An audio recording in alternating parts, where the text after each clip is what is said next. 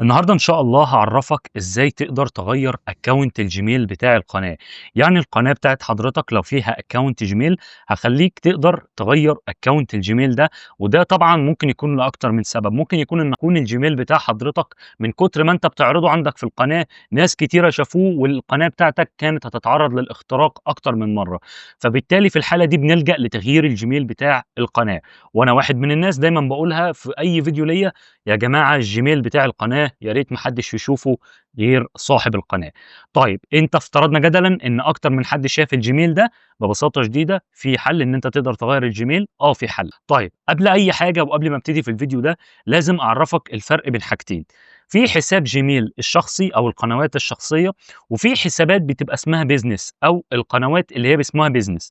الحسابات الشخصية اللي هي زيي وزي 95% من أغلب منشئين المحتوى دلوقتي على اليوتيوب دي ببساطة شديدة ما ينفعش ليها إلا أكونت جيميل واحد، إنما حسابات البيزنس بيكون ليها أكتر من أكونت جيميل، وأقدر أغيّر القناة وأنقل الجيميل من أكونت في الأكونت البيزنس نفسه لأكتر من جيميل تاني. طيب ففي الحالة دي لازم هنحوّل القناة بتاعتنا من أكونت شخصي لأكونت بيزنس، هنعمل الكلام ده كله بطريقة سهلة ومبسطة وركّز معايا وصلّي على النبي. أول حاجة ببساطة شديدة أنت هتفتح قناة اليوتيوب بتاعتك أو القناة اللي أنت المفروض هتغيّر الجيميل بتاعها، وليكن مثلًا القناة اللي قدّام حضرتك دي، تمام، هنخش هنا أهو قايس لي من هنا أهو كده عليها وبعد كده تقوم داخل لي على الإعدادات، من الإعدادات حضرتك هتلاقي أكتر من option زي كلمة إنشاء قناة جديدة، حالة القناة، عرض الإعدادات المتقدمة، أنا كل ده ما يلزمنيش، أنا أهم حاجة إني أعمل قناة جديدة.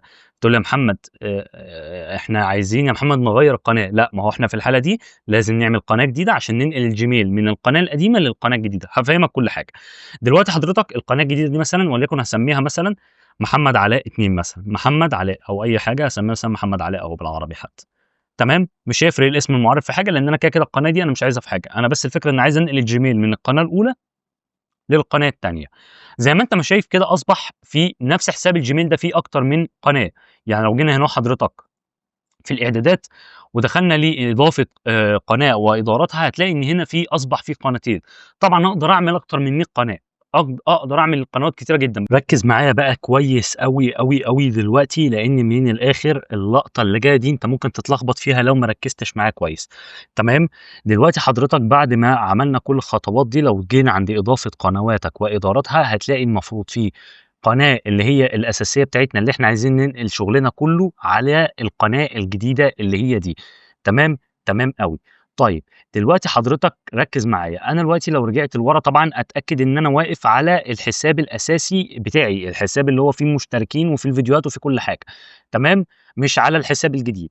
دلوقتي حضرتك ركّز معايا هنا أهو، لمّا آجي أخش على عرض الإعدادات المتقدمة، هنا هتلاقي بيقول لك إيه، بيقول لك تمام، هل عايز تنقل قناتك لحساب علامة تجارية؟ هتقول له طبعًا أنا عايز أعمل نقل قناة لحساب علامة تجارية. طب ليه يا محمد عايز تعمل نقل قناة لحساب علامة تجارية؟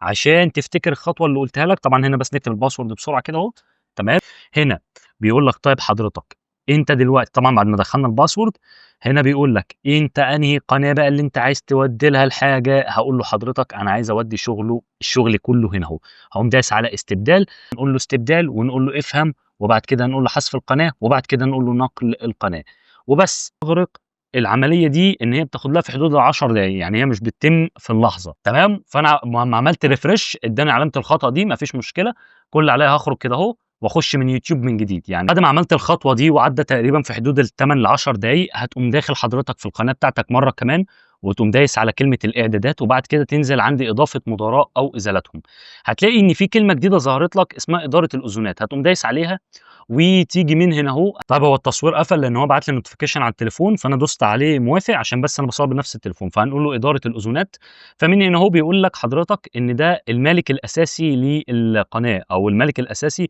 اللي هو الaccount الجيميل بتاعك اللي أنت المفروض هتغيّره، ده المالك الأساسي، إحنا عايزين نغيّره بقى، هتقوم دايس على علامة الزائد اللي فوق دي، فأنت هنا بيقول لك طيب اكتب لي الجيميل الجديد اللي أنت المفروض هتضيفه.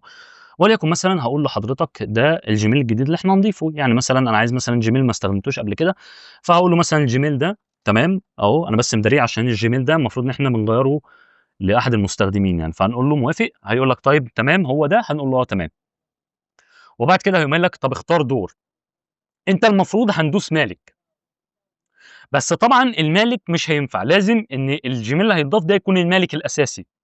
لان اكونت يعني لو انت قلت دعوه، انا هافهمك بس اكتر. بص يا باشا، في عندي حاجه اسمها مالك اساسي، وفي عندي حاجه اسمها المالك. المالك الاساسي يقدر يشيل المالك من القناه، وانا طبعا مش عايز كده، انا عايز ان انت الجيميل الجديد يكون هو المالك الاساسي.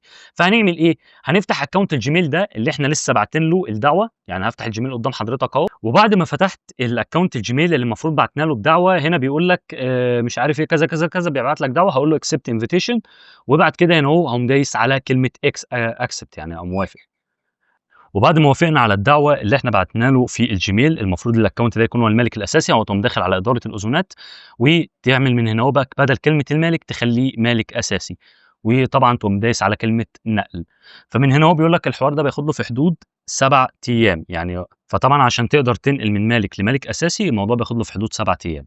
فبعد ال7 ايام تقدر تحول بدل كلمه المالك لمالك اساسي، تمام؟ عشان برضو يوتيوب او جوجل بيعمل حاجه زي كده عشان بس يامن الحساب، مش اي حد يخش يخلي واحد مالك اساسي على طول، لا. فبس يا شباب، ده كانت حلقه النهارده. يا ريت طبعا الحلقه عجبتك، تنسى تعمل لايك سبسكرايب. سلام عليكم، باي باي، صلوا على النبي.